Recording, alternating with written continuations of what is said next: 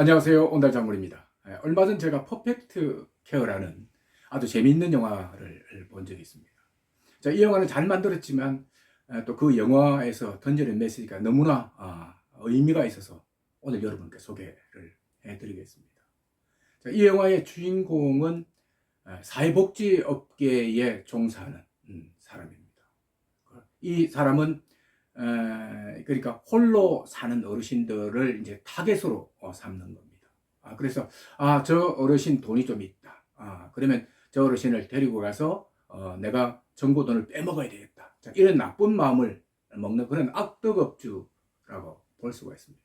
그래서 홀로 사는 어르신들을 대상으로 하나하나에게 조사를 한 다음에 그 의사 판정을 받고 또 이어서 법원 판결을 받아서 자기 요양으로 데려가는 거죠. 우리 어르신들을, 홀로 사는 어르신들을 이제 헌팅을 하는 겁니다. 그리고 이제 이 악덕업주가 여기에만 그치는 게 아니고요. 아무래도 이제 좀 돈이 좀 있겠다 싶은 사람을, 멀쩡한 사람을 이렇게 데려가는 건데, 요양원에 모시고 난 다음에는 뭐 핸드폰도 이렇게 빼앗고 해서 외부하고 어떤 그 통화를 일찍이 단절을 시켜버리는 겁니다. 그런 다음에 법원으로부터 이제 법정 후견인 지위를 획득을 해요. 자, 그 이유는 후견인 자격으로 이 어르신들의 재산을 관리하겠다는 겁니다. 그러면서 이제 하나 둘씩 이 어르신이 갖고 있는 재산을 몰래 빼먹는 거죠. 그리고 이 어르신이 요양원에 있기 때문에 누구한테 어떻게 하소연할 수가 없습니다.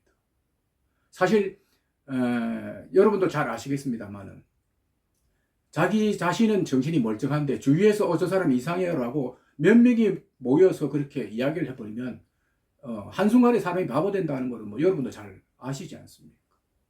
이 영화에 나오는 사회복지 업주도 이제 그런 점을 교묘하게 이용을 하는 겁니다. 주위에 여론을 형성한 다음에 잘 아는 의사한테 저 사람 이상하다라고 나름대로 그 의사 소견서를 좀 써달라. 그리고 이 소견서 가지고 법원에 가서 이야기해서 결국 이 할머니 또는 이 할아버지를 요양원으로 모셔서 결국 그렇게 돈까지 빼먹는 그런 내용입니다. 저는 이 영화를 보면서 충분히 지금 또는 우리나라에서도 일어날 수도 있겠다라고 생각을 했었습니다. 그래서 제가 자료를 찾아보니까 우리나라에도 그런 일이 있었습니다.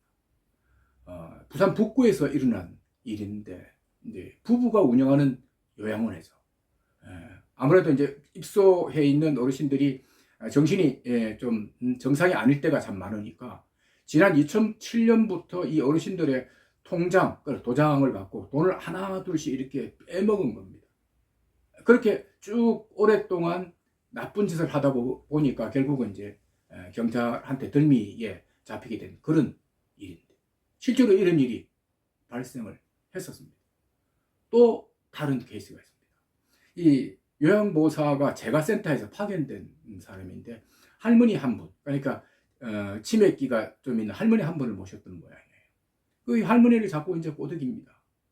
뭐냐면 자식들이 우리 할머니를 제대로 케어도 안 하고 심지어는 요양원까지 이제 보내려고 하는데 이런 불효 막심한 자식들이 어디 있는가?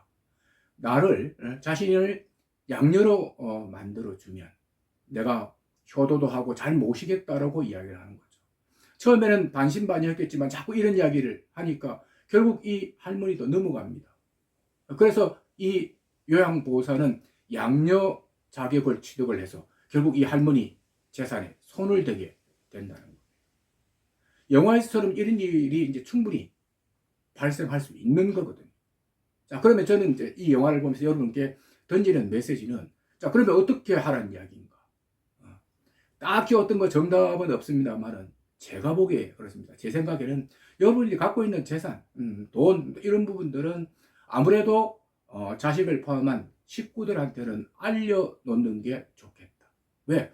여러분들이 정상적으로 관리할 때는 뭐 충분히 관리가 가능합니다만은 방금 그런 사례에서 보듯이 치매에 걸리거나 그러면 제대로 관리가 안 되기 때문에 그렇습니다. 실제로요. 예를 들어서 요양원에 들어가거나 또는 그 주위의 케어를 받을 수 있는 게 우리가 이제 요양 등급을 받게 되는데 보통 4등급, 3등급, 2등급 이런 식으로 등급을 받게 되면 조금만 시간이 지나면 그러니까 시간이 문제지 결국은 치매 판정을 받게 돼 있거든요. 치매로까지 발전을 한다는 이야기입니다. 그때는 자기가 갖고 있는 재산을 제대로 관리를 못하기 때문에 그 전에 자식을 포함한 식구들한테 공개를 하는 게 좋겠다. 저는 그런 생각을 하고요. 또 막 몇몇 우리 어르신들이 그런 말씀 하실 수 있어요. 아이고 자식들이 더 원수인데 라고 하실 수도 있는 거거든요. 물론 그 내용은 우리 어르신들이 판단할 내용입니다.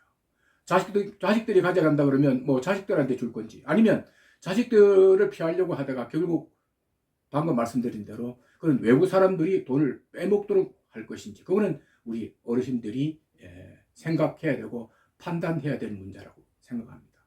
아무튼 나이가 들면 우리가 정신 상태가 정상이 아닐 때가 참 많고 그게 이제 치매 이렇게 올 수가 있는데 자, 이렇게 오기 전에 여러분들이 갖고 있는 제가 갖고 있는 재산을 어떻게 관리해야 할 건지 이런 부분들은 이런 영화를 통해서 충분히 울림이 있었다 이런 생각이 듭니다. 그래서 오늘 이 영화 이야기를 여러분께 해드렸습니다. 자, 오늘 이야기는 여기까지 하겠습니다. 고맙습니다.